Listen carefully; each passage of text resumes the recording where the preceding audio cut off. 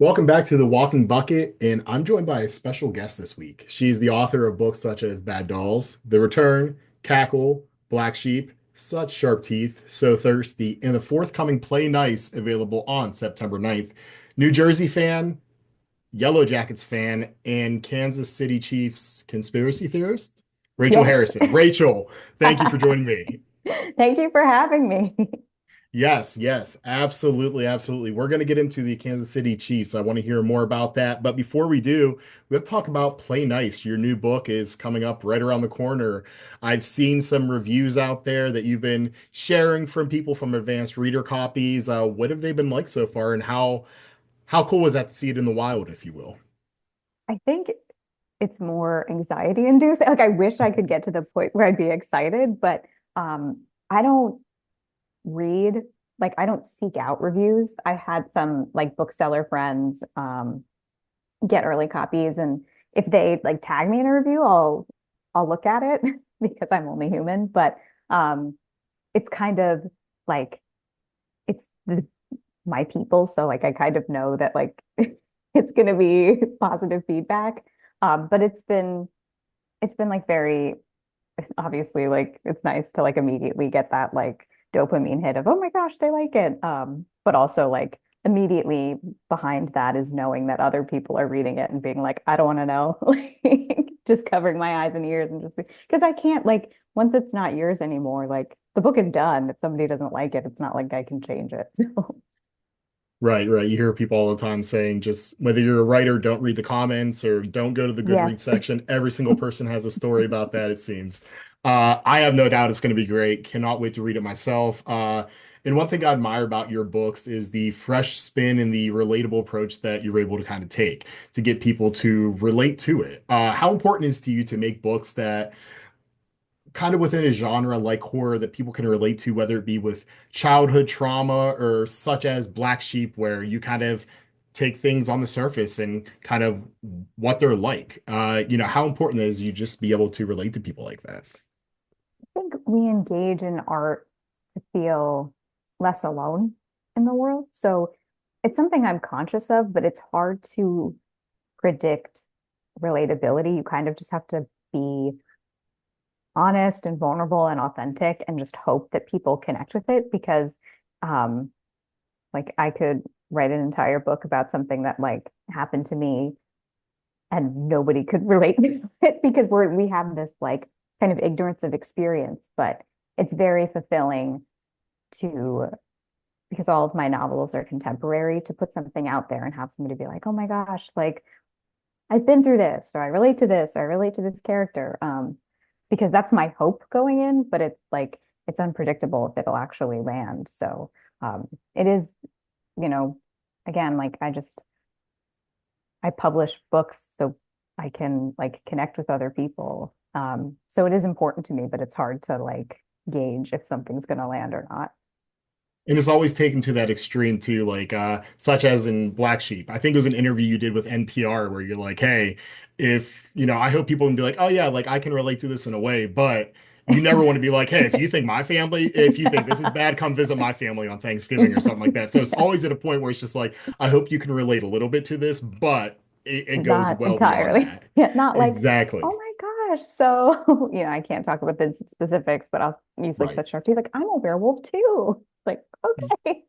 Yes, yes, exactly. It's always a beautiful blend of that. And looking forward to seeing that with Play and Ice too. I just got done reading Grady Hendrix's How to Sell a Haunted House. It's a So great like, one. oh, it's fantastic. Just fantastic work. I can't wait to read his new one. I think The Witchcraft Wayward Ways of Witchcraft or Witchcraft Wayward Girls. Girls. Yeah, yeah. Yeah, there it is. There it is. My partner's read it. I have not yet, but I cannot wait to dive into it. But with Play Nice, we kind of know it's a little bit of a haunted house novel in a way. I know you can't give too much away, but what's kind of makes this book different from those in the past that we've seen within the genre? So I again, it's hard to like it feels like everything's been done before. Like there's nothing new under the sun. So I whenever I go into a novel, I'm not like I'm the first one to like ever like plant my flag in a concept, but it's not really a haunted house novel, it's a possessed house novel. So in the way that like in a possession story, there's like a demon overtaking a body. It's like that, but the demon lives in the house and is possessing the house. So instead of a ghost, like a ghost story, it's a possession story. And so I think that's I don't know if that's unique, but that was my like take on it, where I was like, I could just do a classic haunted house book, but I really love, or I could do like a demonic possession, but I kind of wanted to combine those two tropes and see where it took me. Very cool, very cool. And the first thing that stood out about the book to me was just the cover art. And Yeah, if we can, I want to talk about that for a second yeah, because as yeah, soon as I saw it, it became my favorite book cover of yours, surpassing Black yeah, Sheep. Before then, it was just like that was my go-to. I yeah, absolutely love it. I love pink. I love purple. yeah. I am who I am. I cannot help it. So seeing that kind of just really stood out to me. How much creative say do you have in these when you're working with Katie Anderson or Andrea Demuta? Um, so Andrea is uh like Katie has done all of my covers. She's done the art design, and Andrea did the illustration for this book and for So Thirsty.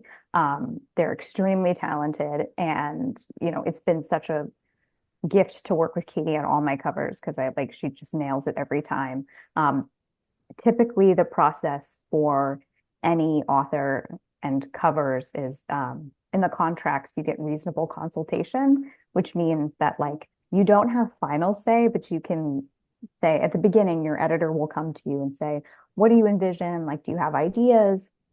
And I'll usually send over some like other covers that I like, or like a picture collage. So for this book I think I did like um I could see like I saw like a dollhouse, or I saw like more like going way deep, like kind of away from the haunted house and just like one or the other, either demon or haunted house. And so I sent over some pictures, and then they came back with the illustration and the cover, the color palette, which I thought was perfect.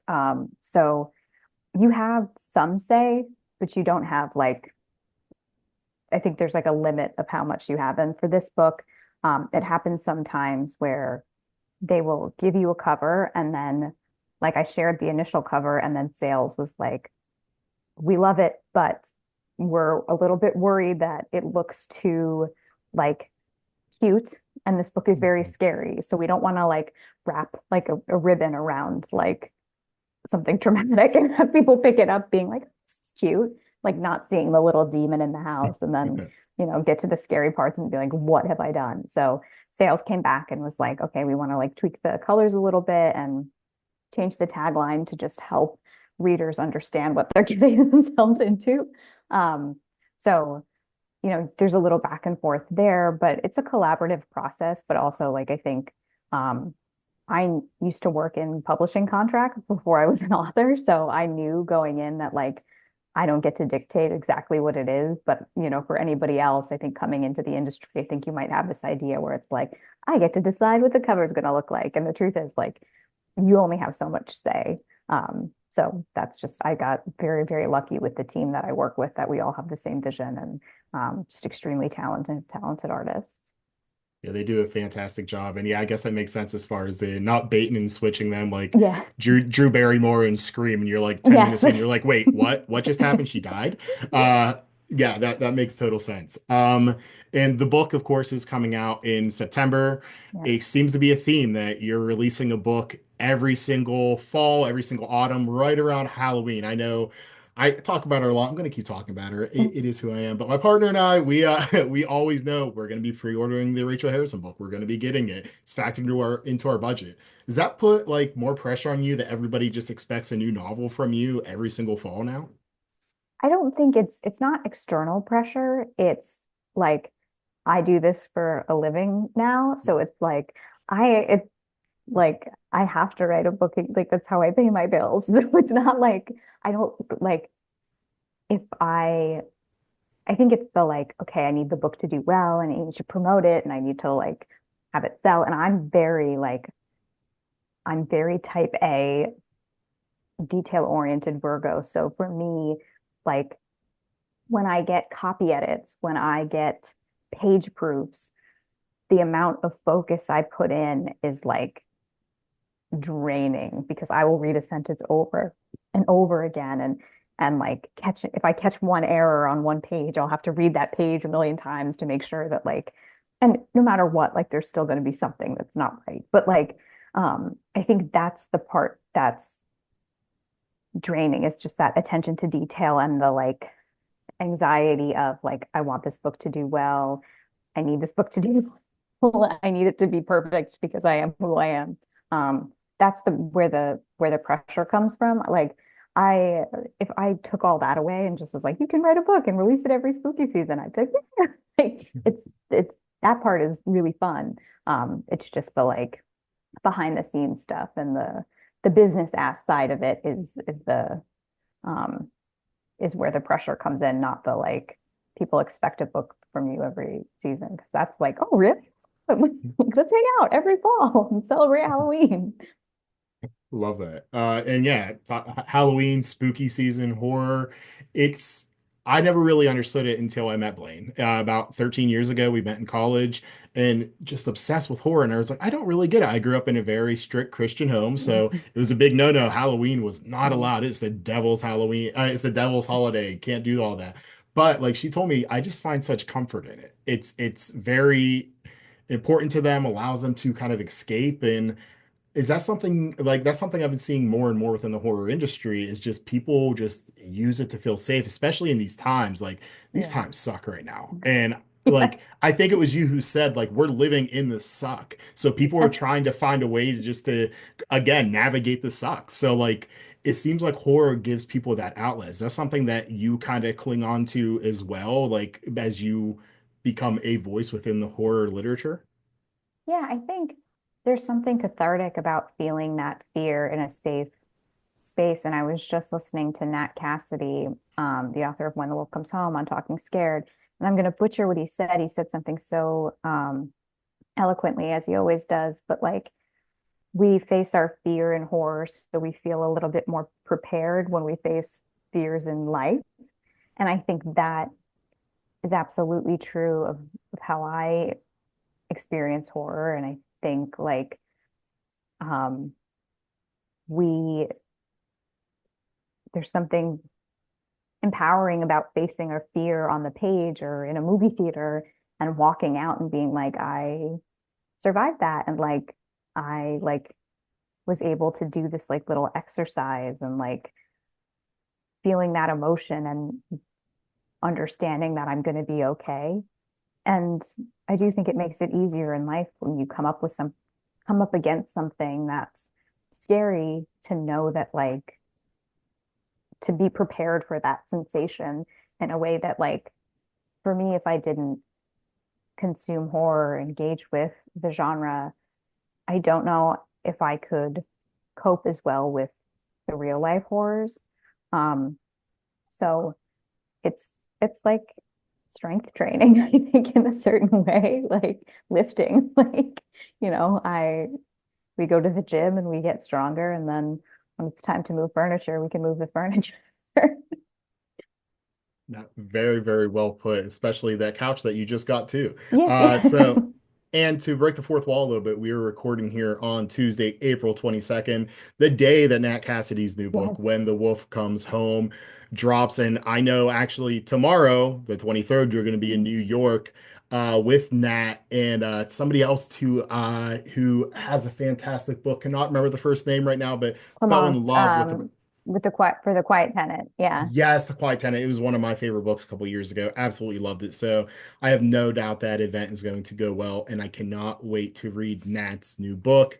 And yeah, kind of bubbling off of that, yeah, I saw that was a book that you recommended to people, and you said, "Hey, I take my recommendations very seriously." Whether it's that, whether that's a movie that came out on Yeah. Shudder that's spooky. We talked about Yellow Jackets a little bit, has Yeah. the horror feel to it. Season three just kind of ended. Is that kind of way that you're able to navigate the suck too, and just kind of find that safe way right now as just shit's going to hell. Dissociating It's through just fiction. Yeah. yeah, yes, Um, disassociating. It's just it's terrifying right yeah, I like I mean, I've been this way since I was a kid. I think that's why I'm a writer. Like when I was growing up, if anything was hard, I would just escape into my imagination. And so I think it's the best time to be a reader and to like, I think also to be a horror fan because it is just such a, like, you have to be present when you're engaging with horror. Like you have to be on your toes. You can't kind of um, like you don't feel like there's not it's a different experience reading a rom-com or like and I love I love all genres but I think it's a different experience of like how you feel it in your body and like how you engage with it but I yeah I love like I think when I really love something I want to talk about it and a lot of times I read books like I read When the Wolf Comes Home definitely a year, at least a year ago.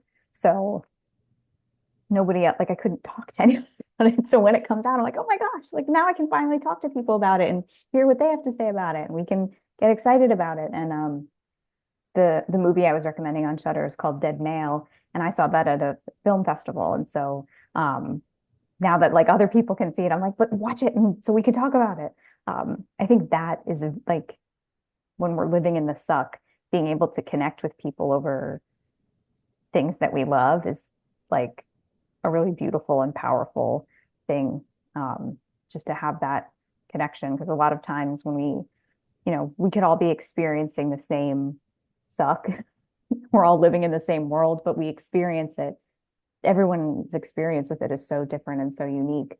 Um, to be able to like bond over something exciting and cool um, and good art is just like it's really powerful and really important and yeah, um, just the best. Yeah. And I see that you've been able to kind of do more bonding around that when it comes to movies. You've been chatting with more people Yeah, about it, saying like I love nerding out just about movies, kind of disappearing within them. And I saw that you were on a panel for Substance maybe a month or two ago. yeah. First off, how much ass does that movie kick? Because it is fantastic. And second off, like, is that something that you're looking to do more of those kind of panels, or is it just kind of like how did that all come about? So for the substance, there's an amazing theater. Um, it's 100 years old this year. It's called the Little Theater in Rochester, New York. It was originally called like the House of Shadows. It was like a silent movie theater. Um, it's one of my favorite places in the world, and I wanted to do. A couple years ago, I did an event where we screened Ginger Snaps, and then I talked about Such Sharp Teeth. Um, and I wanted to do another event before because I moved. I moved out of the Rochester area, and so I was like, before I leave, like I really want to do another event here. And so they were kind enough to let me do March's Women in Horror Month. So we screened The Substance, and afterwards had a little bit of a chat about the movie and about um, centering women's stories in horror. And so that was really, really fun. But I also, this is another like really beautiful thing that happened, which is like, I really love the Mortal Kombat movie, the like 2021 Mortal Kombat. And like, I don't, it's not a good movie, but I love that movie. And I We all forget, have one of those, yeah. yeah, I forget why, but I posted about it and I was just like, I love this movie, which like I wouldn't normally do. Like I don't know what prompted me to do it. I was just like every once in a while I'm like I really want to watch Mortal Kombat and I just shared that on my Instagram stories and um there's actually a podcast in Rochester called Punches and Popcorn. Well I think it's Western New York. Um and it's three guys and they talk about like old kung fu movies and like they were like, do you want to come on and do an episode about Mortal Kombat? Which if I didn't post that thing about it, they never would have reached out to me and like I would have been alone with my love of the thing. But then because I got to connect with them and do the podcast, I had the most fun ever just talking about this movie and what was, technically good about it and all of the things that were technically bad about it. And just like having so much fun, like bonding over this mutual experience of watching this movie. And then um, it was just kind of fate that another podcast, Cradle to the Grave, reached out to me about they like talk about horror movies and I think it's from the year he was the Eric, the host, was born to like he's kind of going through and gave me a list of movies and was like, "Do you want to come on and talk about them?" And we talked about Dante's Peak and Volcano and like had the best time. And I think talking about movies takes a little bit of pressure off because I'm not like when I'm talking about my work, I feel like I have to be more like buttoned up and professional or like, I'm like I have to take it seriously and it's like a personal thing. But when it's a movie, I can just be like, what are the logistics of this lava and volcano? Like it's just a little bit goofy or fun. So yeah, I would love to do more stuff like that. But I think, talking about the things that you love helps you connect with friends because you find those mutual interests and it's just a really cool thing. Yeah, we all have those movies that for some reason we love. Like I'm a diehard fan of the Pitch Perfect series. Love the first one, the second one, the third one is a terrible movie, but damn it, I love it so much. It is awesome. I have a friend who loves Battleship for some reason. He's like, I've seen it more than any other movie, and The he one with just watches it nonstop. Tim Riggins and sorry, like it's the and Rihanna, like Yes, in Rihanna. Yes, yes. I'm like, I think I watched that maybe one time, and then I was that like, was I'm good enough to for never see all it the again. Yeah, he's like, anytime it's on TV, man, I'm telling you, I stop. I'm like, this is not Rounders. Like, what are you doing right now? Okay, you're just gonna keep but you know going what? No down that judgment. Love what you right. love. Yeah, exactly. We all need an escape. We all Yeah. need to do what makes us happy. So if that's riff offs, if it's watching people say get over here in Mortal Yeah. Kombat, that's what we will do. Um, and speaking of kind of building that community and chatting with people with like-minded interests, I see the Thursday happy hour lives that you do on Instagram. I'm not a drinker, but every time I'm like, this sounds so cool. What's going on here? So, what's the story behind these? It feels like something that was kind of born out of the pandemic, but is it like what can people kind of expect if they tune into the Thursday happy hour live that you do on Instagram? So it started, it was, so first of all, like I like to drink, I like a cocktail, but like I'm not a big drinker either. I'm not like, it's a social thing for me. So, Sorry, I should have but I phrased tell that people, differently. Yes. but I tell people like, bring coffee, bring like milk. I don't like, it's not like I'm here being like, you must be 21 plus. Like it's very chill, but it was a way for me to promote So Thirsty. So it was like a Thirsty Thursday, like live happy hour, and it was just a way for me to like get people excited about the book. And I I did it regularly last year, like leading up to So Thirsty's publication. I did it like once a month, and then like kind of over the summer, it was every Thursday. And I haven't, I like, I don't know what I would do for I would love to bring back the live. I mean, I've been moving and Right. very busy, so I haven't really had the chance, but I would love to bring back a lot. It wouldn't be Thirsty Thursday, maybe. I would have to like come up with like a play nice play date sort of like name for it. But it's really just an opportunity for me to like I usually do like a reading.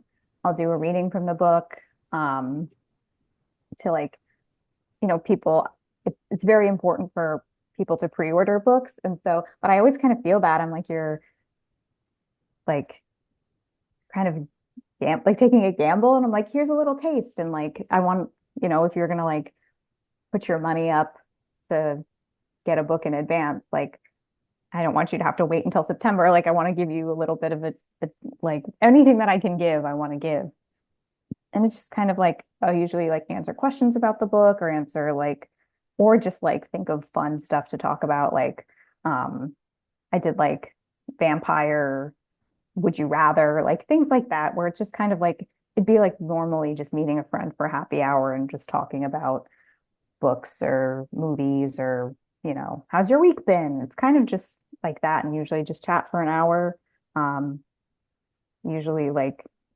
it's like about 50% business and 50% just like just talking and shooting the shit. So Right. Very cool. Yeah, I'm looking forward to seeing what you do with the Play Nice play dates or something along those lines, and what you'll kind of build in 2026 because another book was announced. yes. Kip, Play, Replay. I saw the announcement that they picked it up in the overall kind of theme of it. I'm just like genius. It's fucking genius. You did it again. Can you give us kind of an overview about what that's about for people who weren't able to see the announcement. And congratulations too, because I saw there's another book that was announced for Yeah. 2027, but I know we So don't have details on that yet. so the next there's because there are no details. That's a problem for future me. They like at this stage in my career, they're like we'll bring you on for two more books. You have to tell us one of like you have to have a plan for one of them. The other one we will vaguely trust you, but like you have to give us a pitch before you go off and write it. So, but I won't be writing that pitch until um like November, December, January. So I don't even and it'll be like whatever interests future me. Like if I came up with an idea now, chances are me in a couple months would be like, meh, already moved on.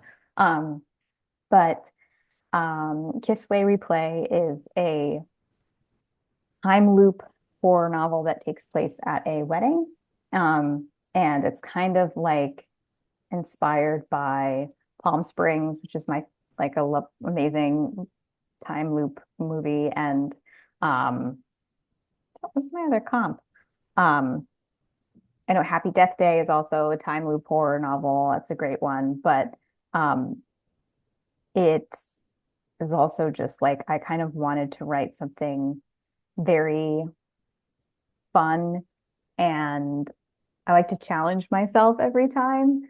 I'm kicking myself a little bit now because it's like a complete writing a time loop horror is a completely different structure because like I'm used to writing a novel and everything builds to a climax, and this is just like there's a climax, it resets. There's a climax, it resets. So kind of figuring that out, but it's been a lot of fun and just sort of flexing different horror muscles and kind of like I have a lot of, I like to explore different tropes, but some tropes don't carry enough to hold a whole novel. So to be able to be like, well, I can do a slasher, but I'm not writing an entire slasher novel. I'm writing like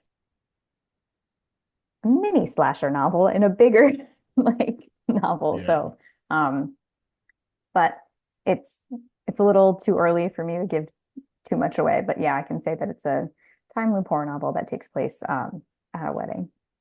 Oh, that's going to be great. Palm Springs is such a fantastic movie, and happy Death Day to you. For Yeah. me, as far as a movie goes, the second one I like more than the original one, which usually doesn't happen for me, but I think with those it does. I should check it out. Yeah, it's fantastic. I like it. Maybe it can help flex those horror brain Yeah. muscles a little bit that you Yeah. said.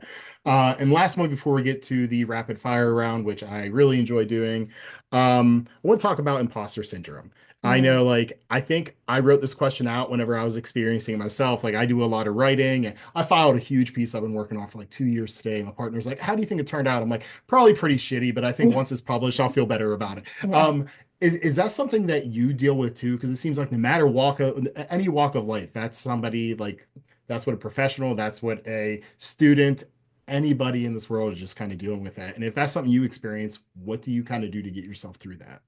I definitely experience it. I sort of like ping pong between complete imposter syndrome, like feeling like a talentless hack, and then feeling indignant that I'm like, I'm very talented. How come I'm not Stephen King? Like I kind of like ping pong back before. I don't have like a happy medium. Like, if somebody tags me in like a negative review on Instagram, I'm like, you hurt my feelings.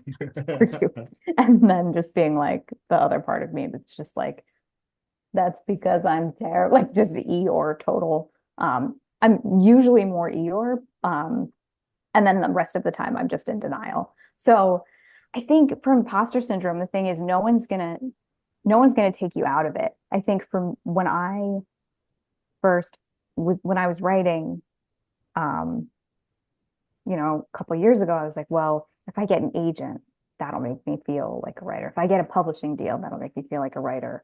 All right, well, if my book sells, if I make a list, then I'll be, and none of those things make it go away.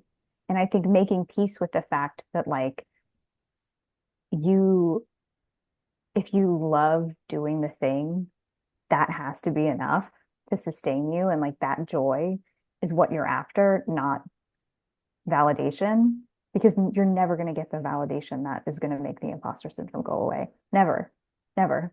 it's still going to be there. You can be like, if only, you know, I get an adaptation or whatever. Like, it's not going to feel like you have to make peace with and like be your own fan and be your own cheerleader because the external is never going to satisfy that. It's never going to appease it in any direction. Like I was saying, like I get very, if I get like really strong or like negative, what I feel like is unfair negative feedback, um, then I get defensive, and that's not healthy either because that's coming from a place of insecurity. So, um, yeah, I think you just have to really focus on the joy of the thing that you're doing and know that like it's healthy to feel that feeling and kind of let it pass and let the joy sustain you through the ebbs and flows because like nothing is going to make it go away except you and your like your mindset. So which it It's like it something. sucks. You're just like, well, I wish there was like one external thing that would be like, you're cured. But it's a lifelong affliction. It really is. In every kind of walk of life, I think we're all Eeyore sometimes, and that's okay to Yes. be. And it's just we all pull through it, and we get that validation in some way. And it's Yes. usually internal. We see that and we're like, okay, that really wasn't a piece of shit. That was really pretty good. I'm really Yeah, very happy yeah. with that. Yeah, it's just like, okay, I can keep on going now. All right, and let's move on to the rapid fire. So it's just some fun questions I like to ask, whether it's pulling them from your work, pulling them from just things that randomly pop in my head. Because if that's something interesting to me at the time, I'm like, hey, usually a week later, that's still going to interest me. But so we will get started if that's okay with you. Yeah, bring it on. So, all right. So in So Thirsty, there's a part where Sloane says, "You're up, Haas." I think I'm going to start calling people Yeah. Haas. So Yeah. the people need to know: have you incorporated that into your daily life at all, Rachel? By just start calling random people Haas? I thought that was going to be a bigger part of it. And like I was like, everyone's going to start calling people Hoss now. I brought it back. And like I didn't even do it. So no, I wish I did. I wish I did because it's so cool. But like, no, I couldn't make Hoss happen. It's like with Mean Girls, like couldn't make Fetch happen. I couldn't make Hoss happen. Like I Sloane's think like, can I pull it off? And Naomi's like, eh. And I feel like I can't pull it off. my goal before the end of the year is just to call my boss Haas one Hoss. time and see if I can like not get fired over it. So that is my Let me know entire how it goal. goes. I I definitely won't be will. held I definitely responsible will. if it doesn't go No, well. no, this is 100% on me, 100% on me, and I don't think I can pull it off either, but damn it, I'm gonna try. Um, Sticking with So Thirsty, whenever they're younger, Naomi says, Sloan, I have you figured out. She said you probably listened to The Strokes, the Yeah, Yeah, Yeahs, and Fiona Apple. So how would you, Rachel, rank those artists one to three just on your own personal preference? Probably Fiona Apple, The Strokes, and then the Yeah Yeah Yeahs. I love them all, so it's kind of like, but um, yeah, in terms of like for myself, I think that's what it would have to be. When Fiona Apple released the Fetch the Bolt Cutters right at the beginning of the pandemic, it was just like the world needed this, Fiona. I Thank you so know. much. Come You back to helped save us, us. please. Yes, please. We need you more, again more than ever, Fiona. More than Please ever. have your dogs barking in the background while Yes. we're recording. We love it. It's cool. Kick us under the table. We will not shut up. Yeah. You said it's been about a year now since you've read Nat Cassidy's book. So I'm curious, what's the favorite book that you've recently read? Oh gosh. Trying to think. The first that comes to mind is called House of Beth by Carrie Cullen. It's coming out in July. Um, it is sort of like a modern day contemporary gothic it feels sort of like Rebecca in that um, it's a woman who is living in New York City, working in publishing, really in love with her girlfriend, but she has pretty severe harm OCD where she is like struggling with intrusive thoughts. And it kind of causes her to blow up her life. And she moves back home to her like New Jersey hometown and reconnects with a childhood friend whose wife recently passed under kind of mysterious circumstances. And it kind of unfolds from there. And it's like this like quiet dread and it's not a horror book, I would say. Like there's not like any like big scares or jump scares or anything like that. It's just this kind of like quiet dread, and that kind of persists throughout the novel, but it's also very beautiful and a really like surprising and satisfying conclusion, and just some of the most impressive prose that I've read recently. So have to shout that book out. Perfect. I saw that was coming out. Looking forward to checking it out. Just made sure I wrote it down and Yeah. highlighted it too to make sure I get another pre-order in. You mentioned that they go back to New Jersey. So I have to Yeah. ask, what makes New Jersey so damn cool? I don't know if it's cool, but I so I'm born and raised in New Jersey, and I left for like almost 20 years, and I'm back now. Um I think it's just like this sort of like scrappy attitude that people from New Jersey have, this like because we're just in the shadow of New York City, we kind of just feel like, but New York is kind of classy and we're kind of like not. So, but there's kind of like this sort of like we feel kind of niche, like in terms of like, there's just little pockets of New Jersey culture that we take a lot of pride in, like, the Sopranos and, you know, Jersey Shore for better or worse. But like I think there's just like um this like weird, scrappy, like embrace what it is.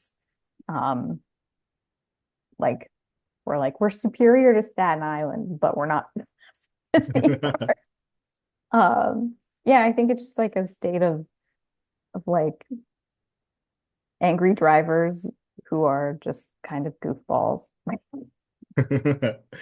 That's been my experience as well as somebody not from New Jersey. Bunch of angry drivers. The worst. Do not drive in this state. It's a mess. 100%. I feel validated now. Thank you for that.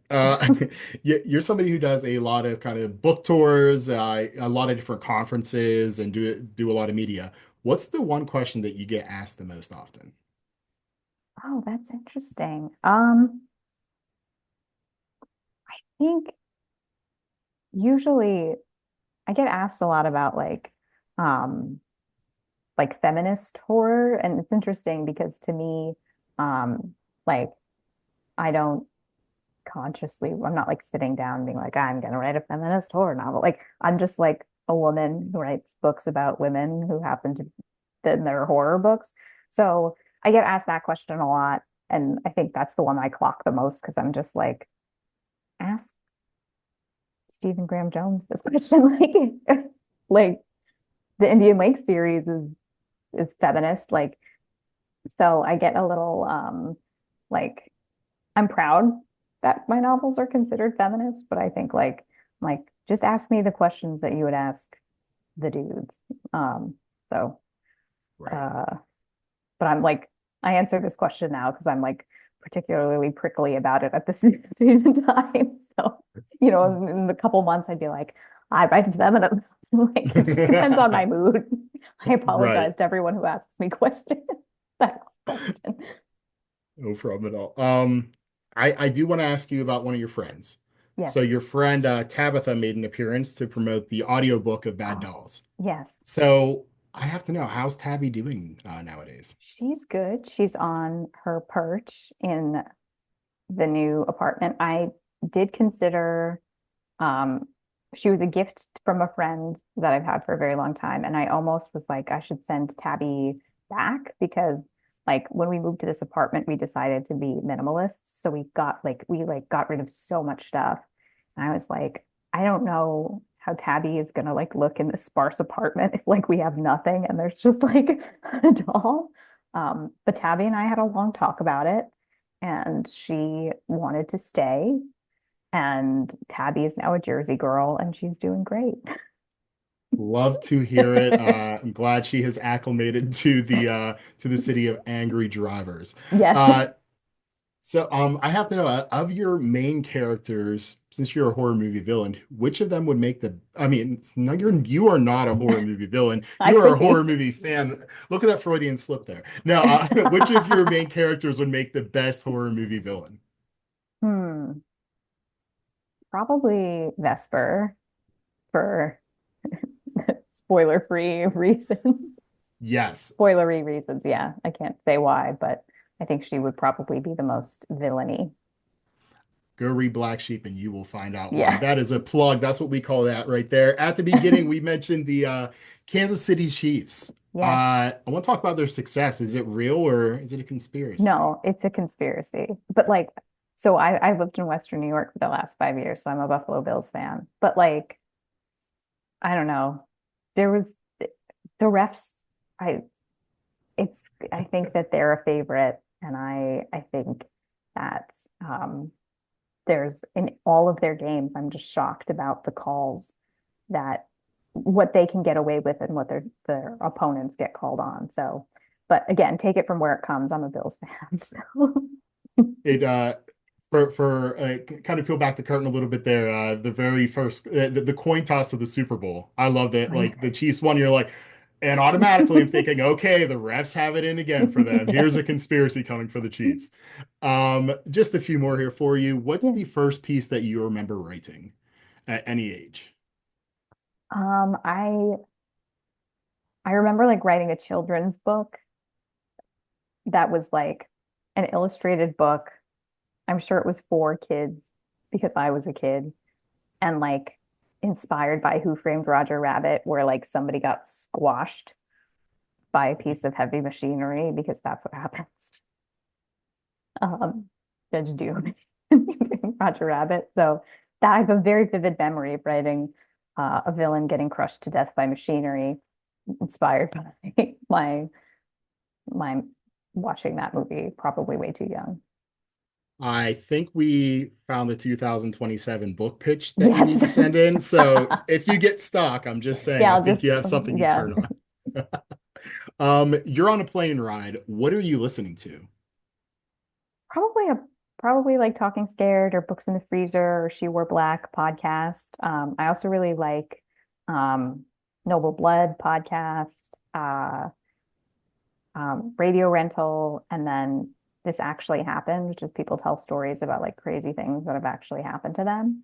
Um, I was on a plane listening to that podcast, and there was an episode about a man who went skydiving and his parachute didn't open. And I was like, I probably shouldn't be listening to this on a plane. So he's okay now, but like, I was like, I'm too high up in the air to be listening to this podcast. Yeah, that's where Fiona Apple might come in handy to kind of switch Yes. it over to the music playlist Yes. at that moment in time. And the last thing, what makes horror so special to you?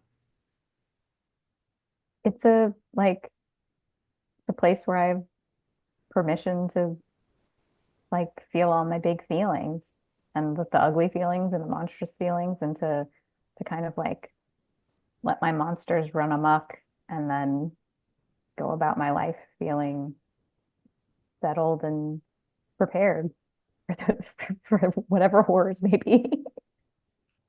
Love that answer a lot. Rachel, thank you so much for joining me. I know we're all looking forward to checking out Play Nice. Where can people find you on social and where can people pre-order the book? So on social, I'm on Instagram at Rachel Harrison's Ghost. And then if you can pre-order the book, Barnes& and Noble, my website, rachel-harrison.com, penguinrandomhouse.com.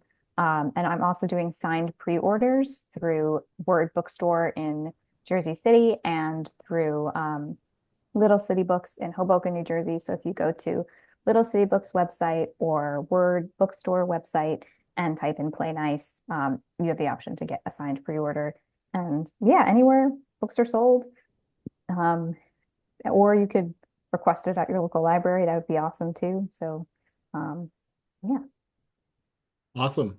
We will drop those links in there so everybody can check them out. Until then, thank you for joining another edition of The Walking Bucket. I love you, awesome nerds. We'll see you next time.